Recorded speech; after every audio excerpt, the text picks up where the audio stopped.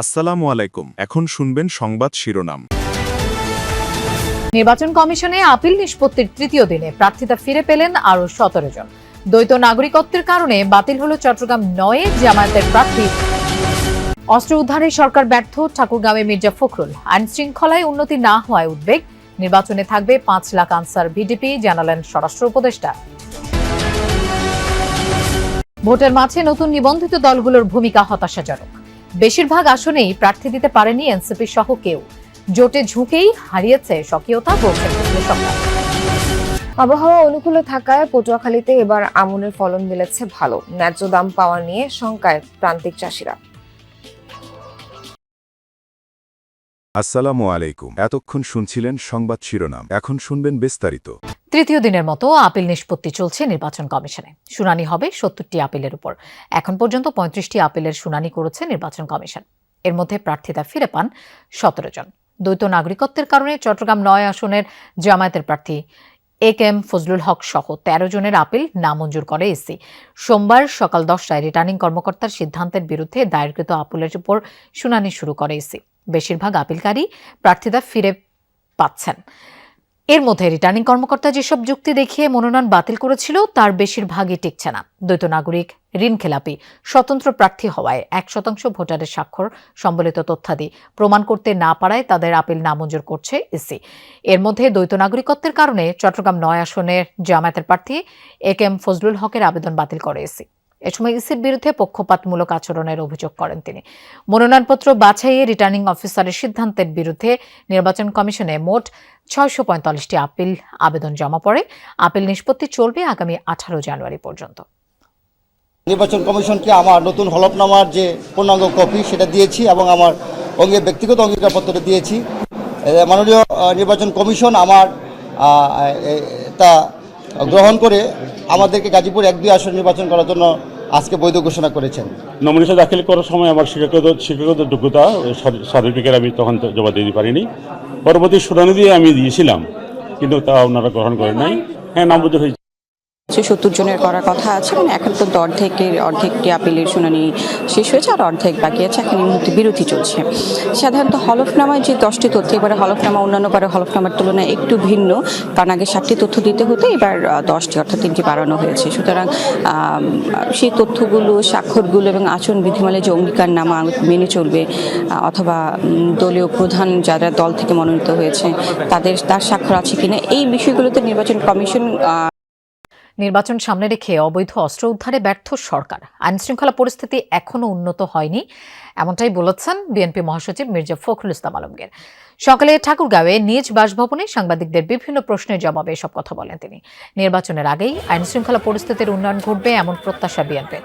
ক্ষমতায় গেলে তিস্তা, পদ্মা সহ অভিন্ন নদীগুলোর বিষয়ে ভারতের সাথে আলোচনার মাধ্যমে পানির ন্যায্য হিস্সা আদায় করা হবে, এমনটা জানান ফখরুল।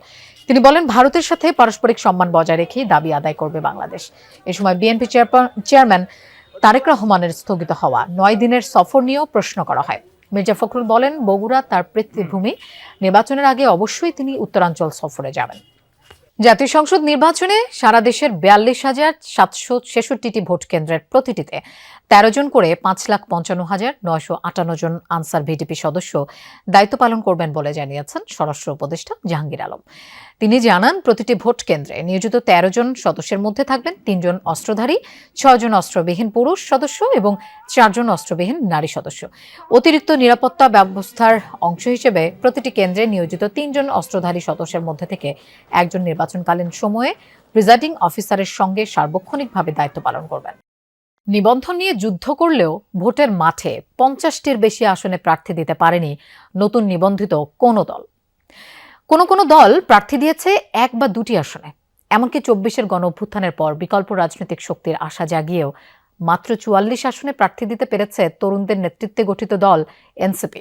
বিশ্লেষকরা বলছেন, বড় 2 দলের নেতৃত্বে গঠিত জোটে ঝুঁকেই স্বকীয়তা হারিয়েছে নতুনরা। ১০০টা ঘন্টা হয়ে গেল, আমরা নির্বাচনে অংশ নিতে চাই। নিবন্ধনের জন্য নভেম্বরে ১৩৪ ঘন্টা অনশন করেছিলেন আমজনতা দলের সাধারণ সম্পাদক তারেক রহমান। এক্ষেত্রে ইসির যুক্তি ছিল, মানদণ্ড অনুযায়ী ২২ জেলার 2টি ও ১০০ উপজেলার ৬৩টিতে তার দলের অফিস নেই। শেষ পর্যন্ত আমজনতা দল নিবন্ধন পায়। সে সময় তারেক ৩০০ আসনে এককভাবে নির্বাচনের ঘোষণাও দিয়েছিলেন। আমাদের সঙ্গে অনেকে রাজনীতি করছে, এখন তারা মনে করতেছে আমাদের লস প্রজেক্ট, এনসিপিতে যাইতে হবে।